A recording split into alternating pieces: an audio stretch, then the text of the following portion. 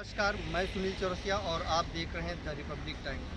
दोस्तों, जैसा कि आप सभी को पता है कि हिंदुस्तान के अंदर कोई भी ऐसा टीवी चैनल नहीं है जिसके ऊपर रिया चक्रवर्ती और सुशांत सिंह के अलावा कोई खबर चल रही है। तो इस खबर के बीच में जैसा कि आप सभी को पता है कि हिंदुस्तान के अंदर भी महामारी है, पूरी दुनिया में महामारी है। तो इस महामारी के बीच में जो भी बेरोज़गारी आई है, क्या इस पर सरकार कोई कदम उठा रही है या नहीं? तो आइए, हमारे साथ कुछ हमारे दर्शक हैं, कुछ हमारी ऑडियंस है, तो हम उनसे बात करेंगे कि इस महामारी के दौरान लोगों को रोज़गार की भी ज़रूरत है। तो आइए हम बात करते हैं। क्या नाम है सर आपका? मेरा नाम शौकत अली है। शौकत, आप ये बताइए कि जिस हिसाब से महामारी के टाइम पर सरकार ने काफ़ी हद तक लड़ाई किया उन्होंने, और काफ़ी मेरे ख्याल से अच्छा काम भी किया है, लेकिन क्या केवल इस काम के साथ साथ हमें इस चीज़ की जो ज़रूरत नहीं है कि जिस हिसाब से एम्प्लॉयमेंट ख़त्म हो गया हिंदुस्तान के अंदर, तो क्या रोज़गार की समस्या, इस समस्या को कौन देखेगा और किसकी जिम्मेदारी बनती है? देखिए, सबसे पहले जिस तरीके से हमारे आदरणीय नरेंद्र मोदी जी प्रधानमंत्री जी ने बिना रोड मैप का लॉकडाउन लगा दिया, उस लॉकडाउन की वजह से लाखों लोगों के रोजगार चली गई और बहुत सारे लोग पैदल चलकर रास्ते में मर गए, धक्के लग गए, किसी को कुछ हो गया। लेकिन आज देश की हालात ऐसा हो गई है कि अभी आज ही का न्यूज़ पर आया था कि 32 हज़ार एम्प्लाई को SBI से निकाला जाएगा और लाखों लोगों को जो छोटी छोटी रोजगार थी वो बंद हो गई। कंपनी में जॉब नहीं मिल रहा। क्यों? इसकी सरकार इसलिए जॉब जा रहा है क्योंकि सरकार इस पर जिम्मेदारी पूर्वक काम नहीं कर रहा। वह केवल जो देश की जो असल मुद्दा है उसको भुलाकर देश की जो आलतू फालतू समस्या नहीं है उस पर बात कर रही है।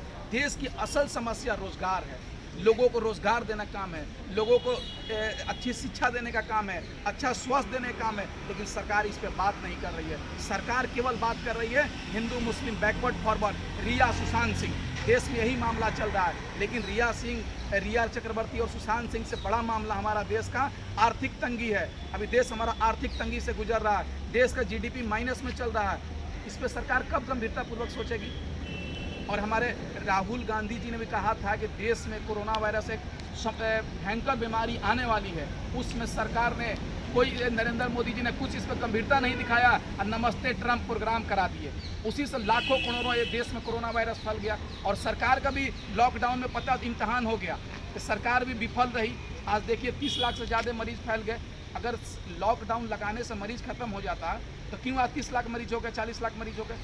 सरकार इस पर गंभीरतापूर्वक सोचे और देश जो आर्थिक तंगी से गुजर रहा है इस पर गंभीरपूर्वक सोचे और देश को आर्थिक तंगी से बाहर निकाले, देश की युवाओं को रोजगार दे। और NTPC, रेलवे और SSC का जो बच्चे एग्जाम दे के इंतजार कर रहे हैं नौकरी का, तुरंत से तुरंत इनका नौकरी दिया जाए और NTPC, रेलवे, ग्रुप D का एक जल्द से जल्द एग्जाम दिया जाए ताकि देश से अब जो बेरोजगारी की समस्या है कुछ हद तक खत्म हो। सर, जैसा कि बोला जा रहा है कि चाइना, केवल टीवी पे चाइना चाइना चाइना चल रहा है, क्या चाइना के खिलाफ सरकार कुछ कर भी रही है? देखिए, सरकार केवल टीवी पर ही हमला हो रहा है। सरकार चुपचाप हाथ में हाथ डालकर बैठी हुई है। यही नरेंद्र मोदी जी 2014 से पहले कहते थे कि जब हमारी सरकार आएगी तो पाकिस्तान और चाइना को हम सबक सिखाएंगे, लेकिन आज रोज़ चाइना हमारे देश के सैनिक पे हमला कर रहा है और आगे बढ़ रहा है, रोज़ जमीन कब्जा कर रहा है। लेकिन नरेंद्र मोदी जी कहाँ हैं? अमित शाह जी कहाँ हैं? राजनाथ सिंह कहाँ हैं? आप लोग क्या कर रहे हैं? चाइना उंगली दिखा रहा है, हमको आंख दिखा रहा है, उसको जवाब दीजिए ईंट का जवाब पत्थर से। लेकिन वह केवल 56 इंच, अपने देश के 56 इंच बोलते थे, 56 इंच का सीना, 56 इंच का सीना, 56 इंच का सीना कहाँ गया? आप चाइना को जवाब दीजिए, पाकिस्तान को जवाब दीजिए। वो सब का क्या औकात है हमारे देश का जमीन को कब्जा करने का?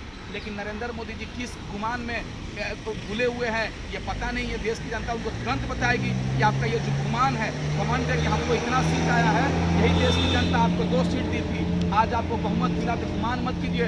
अगर देश की असल समस्या को ख़त्म नहीं कीजिएगा, देश की जो समस्या उसको ख़त्म नहीं कीजिएगा, तो देश की जनता आपको सत्ता से नीचे गिराने का काम करेगी। सर, आपको क्या लगता है कि सरकार ने कोरोना की लड़ाई में किस हद तक सफलता पाई है? बहुत ज़्यादा, मैं बहुत ज़्यादा। सर, अगर बहुत ज़्यादा तो फिर रोज़ के 70-80 हज़ार मरीज़ कहाँ से निकल रहे हैं? देखिए, मरीज़ निकल नहीं रहे हैं, ये तो अभी शुरुआत हुई है भाई। जैसे जैसे लोगों को बाहर निकाल के उनको चेक किया जाएगा, उनका कोरोना टेस्ट चेक किया जाएगा, तो उससे रिजल्ट सामने आ रहा है। आप भी देखिए, आप 70 हज़ार तो गिनवा रहे हैं, लेकिन आप ठीक होने वालों की संख्या भी तो बताइए। अगर 70,000 पेशेंट निकल रहे हैं तो 60,000 ठीक भी तो हो रहे हैं, आप उनको भी तो गिनिए। और आप ये जो कहते हैं प्रधानमंत्री जी, पहली बात तो वो प्रधानमंत्री जी नहीं है, वो इस देश के राजन हैं। प्रधानमंत्री तो कितने आए कितने चले गए, किसने क्या करा इस देश के लिए? ये पहला ऐसा राजन आया है जिसने देश को आत्मनिर्भर भारत बनाया है, शक्तिशाली भारत बनाया है। किस मुद्दे पे आत्मनिर्भर बनाया है? हर चीज़ में आप उठा के देखिए। आज चाइना के भाई मेरा चाइना की तुलना करता है, पाकिस्तान की तुलना करता है। आज चाइना को भी तकड़ा जवाब दिया गया है। 1962 में जिस चाइना ने हमारी ज़मीन पर पैर रखा था, आज उसी चाइना को हमारी सेनाओं ने, भारत की सेना ने पीछे तक खदेड़ कर रख दिया है। ये सिर्फ मोदी जी को जाता है इसका श्रेय, ये जाता है अमित शाह जी को, ये जाता है कि रक्षा मंत्री अपने राजनाथ सिंह जी को।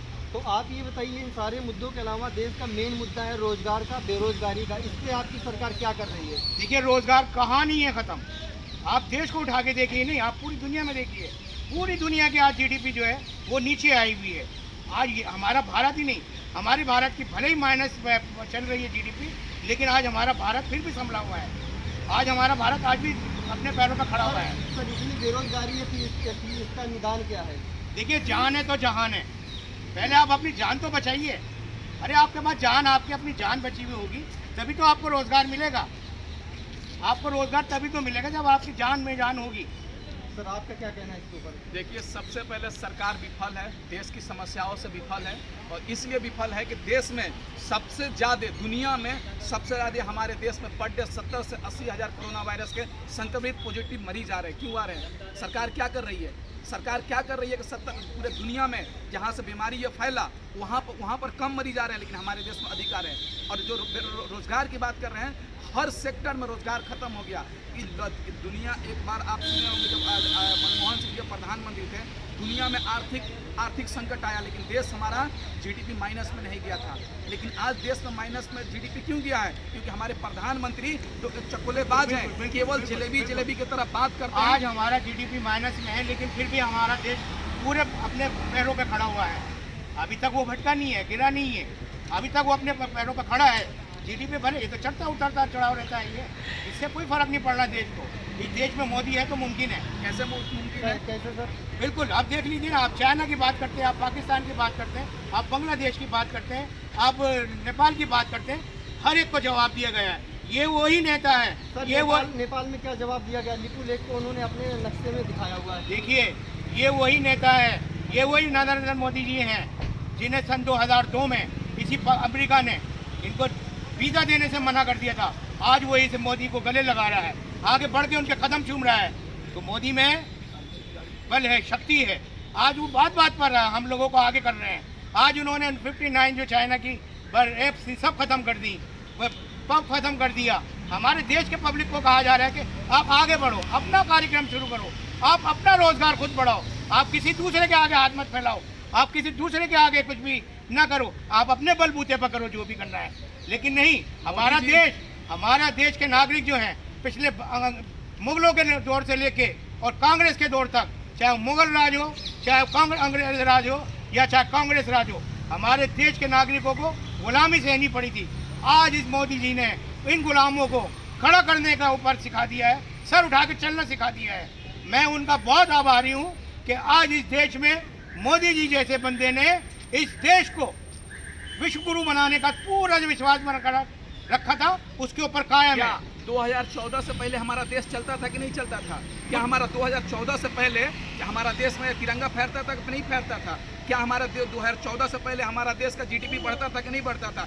आदरणीय मोदी जी को आने से देश नीचे जा रहा है, बढ़ नहीं रहा है देश। आज देख लीजिएगा, यही 2014 से पहले का जीडीपी देखिए, उस समय का हमारे देश का रोजगार का आंकड़ा देखिए, उस समय का हमारी देश की जो सक्षम था लोग करने में, वो देखिए, और आज का तुलना कीजिए। आज जीडीपी कहाँ गया? लोग रोड पर थाली वही मोदी जी पिटवा रहे थे। आज देश के तमाम युवाओं ने देश के कोने कोने से इसका विरोध किए कि हम बेरोजगारी के खिलाफ हैं, हमको रोजगार नहीं मिल रहा। ये सरकार, मोदी जी की सरकार रोजगार नहीं दे रही थी। पिछले दिनों 5 तारीख को दिखा दिया, मोदी जी को काला तमाचा दे दिया कि देखिए ये आपको तमाचा दे रहे हैं कि देश में रोजगार नहीं है, आप क्या कर रहे हैं। रोजगार के नाम पर क्या कर रही है सरकार? सर, आप बिल्कुल कर रही है। बताइए क्या नहीं कर रही है आप? मुझे बताइए किसके पास रोजगार नहीं है? आप घर बैठे रोजगार कमाएंगे, आपको घर बैठे रोजगार चाहिए। आप चाहते हैं कि आपको घर बैठे ही रोजगार मिलता रहे, आपको बाहर निकलना पड़ेगा, आपको बाहर निकलना पड़ेगा, अपने बलबूते पकड़ना पड़ेगा। आत्मनिर्भर बनना है तो पहले आपको अपना निर्भर बनाओ। सबसे पहली चीज जो है इस देशवासियों को अपनी सोच बदलनी पड़ेगी। जब तक हमारी सोच नहीं बदलेगी ये देश कभी नहीं बदलेगा। ये सोच मोदी जी को बदलना चाहिए। 2014 से हमारी एक गंदी सोच मोदी की है, 2014 से पहले बोलते थे कि हम हर साल 2 करोड़ रोजगार देंगे, युवाओं को रोजगार देंगे, लेकिन आज 2 करोड़, आज 5 साल हो गए, 6 साल हो गए सरकार को आए हुए। 2 करोड़ के हिसाब से 12 करोड़ रोजगार मिलना चाहिए, लेकिन 12 लाख भी देश को रोजगार नहीं मिला, बल्कि जो रोजगार था उसको भी मोदी जी ने खत्म कर दिया। बहुत सारे लोगों को नौकरी से, ऑटो सेक्टर में, हर विभाग से नौकरी में निकाल दिया। इसका जिम्मेदार कौन है? प्रधानमंत्री जी हैं। आप देश चला रहे हैं, आप प्रधानमंत्री हैं, किससे हम सवाल करेंगे? लेकिन सवाल कीजिएगा तो लोग आपको दबा दे रहे हैं, जेल में डाल दे रहे हैं। अरे भाई, आप प्रधानमंत्री नरेंद्र मोदी जी 2020 के हैं, तो क्या मनमोहन सिंह जी सवाल पूछेंगे? पंडित जवाहरलाल नेहरू से पूछेंगे? आपसे हम सवाल करेंगे कि आपने वादा किया था कि युवाओं को रोजगार देंगे, महिलाओं को सुरक्षा देंगे, देश की महंगाई कम करेंगे, डीजल पेट्रोल का रेट कम करेंगे, तो कहाँ गया आपका मुद्दा? कहाँ गया आपका जो वादा किए थे? जब आप वादा पूरा नहीं कीजिएगा तो आप वादाहीन हैं। आपने वादा पूरा नहीं किया तो देश की जनता भी आपको देश की सत्ता से उतारने का काम करेगी। क्या कहना सर आपका? देखिए, ये कह रहे हैं कि देश की सत्ता से उतारेंगे। मैं कहता हूँ कि 2034 तक मोदी कहीं नहीं जा रहे हैं। वो इस देश के प्रधानमंत्री, इस देश के राजन थे, हैं और रहेंगे।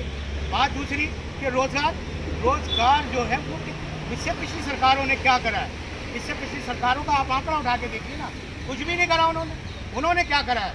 कांग्रेस ने क्या करा है? सिवाय लूटने के पैसों को आज सरकार जो है, आज मोदी सरकार जो है सारा पैसा देश के ऊपर लगा रही है। आज सारा पैसा इधर दे रही है। आज देखिए यूपी में, देखिए बिहार में, देखिए हर जगह जितना बड़ा 30,000 करोड़ रुपया आया, मोदी जी ने सारा बांट दिया। वो पैसा कहीं नहीं गया। बीजेपी एक ऐसी पार्टी है जिसने देश के हित में उठ के काम किया है। उसने किस चापलूसी के, मोदी जी को आप देख लीजिए, घर का कोई भी सदस्य उनका किसी सरकारी विभाग में नहीं है, कहीं नहीं है। आज मोदी जी ने पुत्रवाद खत्म किया है, राजवाद खत्म किया है। मोदी है तो मुमकिन है। सुनिए ना, आप इन्होंने कहा कि पुत्रवाद और घर पर परिवारवाद खत्म किया है। क्या अमित शाह का बेटा बहुत बड़ा क्रिकेटर था क्या, जो बीसीसीआई का सचिव बन गया? उससे अच्छे लोग क्रिकेटर नहीं थे जो सचिव बनने लायक थे? बस यही कहिए। मैं तो आपसे कहता हूँ, आप हो, आप में लायक है क्या तो आप बनो ना जाके वहाँ पर। हाँ, तो आप खड़े होते हैं वहाँ जाकर। तो वही आपने क्यों नहीं उठाया इस मुद्दे को? देखिए नरेंद्र, वही चाटुकारिता का आप बढ़ावा दे रहे हैं। सवाल अपने ऊपर ही थोप रहे हो आप। असली जो जिसका काबिलियत है उसको आप नहीं। चलिए, बहुत बहुत धन्यवाद हमसे बात करने के लिए। तो दोस्तों, जैसा कि देखा है कि ये देश के बेरोजगार युवक हैं जो बहुत ही ज़्यादा फ्रस्ट्रेशन